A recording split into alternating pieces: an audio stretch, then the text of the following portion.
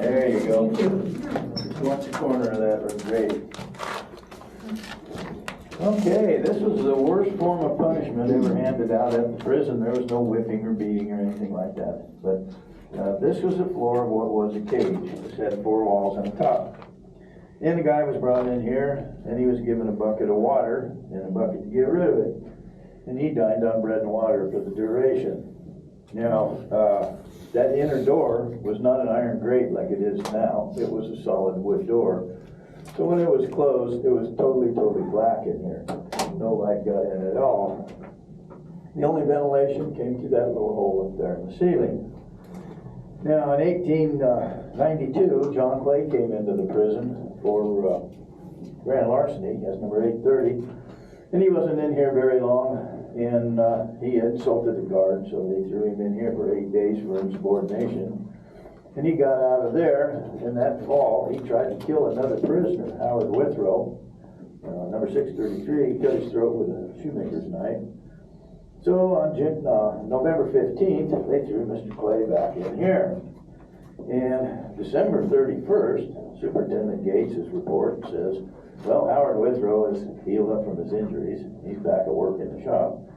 And John Clay is still in solitary, and he refuses to be contrite.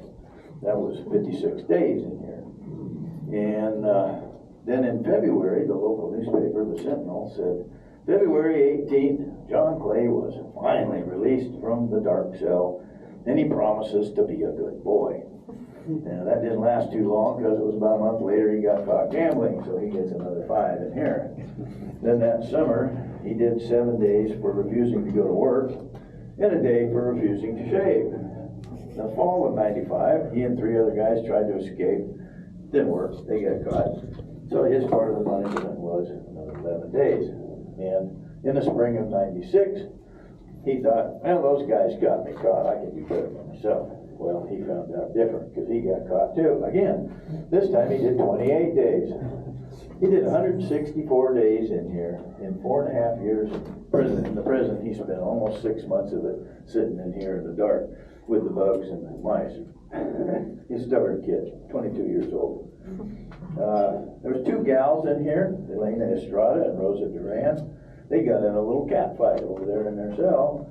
And the guards brought them in here, and they chained them together for a little while, and they worked out their differences.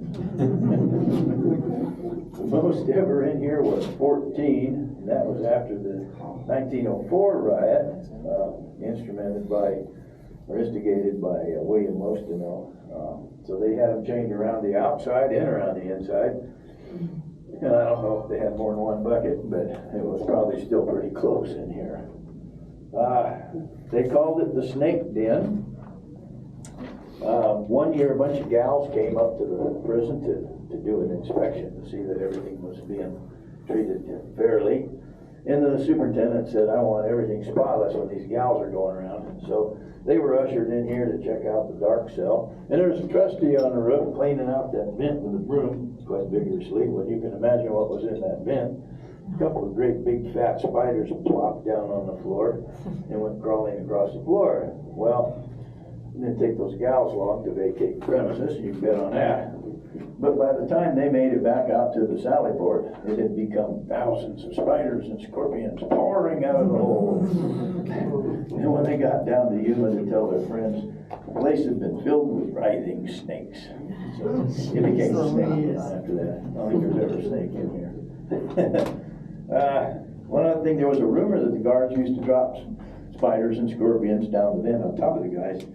And I think that's a pretty good story, but I don't think they would have done that. They would have got fired in a minute if they got caught. And they'd be standing right up there on top of the world where everybody could see them. So I don't, anyway, it's a good story. Okay, well, go on back out of here and turn to the right. There's a little white